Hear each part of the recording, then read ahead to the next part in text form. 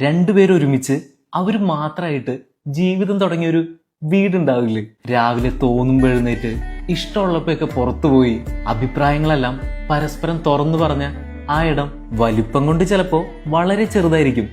പക്ഷെ ചായ വെക്കാൻ പഠിച്ചത് തൊട്ട് ജീവിതം ഇങ്ങനെയൊക്കെ ആയിരുന്നല്ലേ എന്ന് വരെ തിരിച്ചറിഞ്ഞത് അവിടെ നിന്നായിരിക്കും.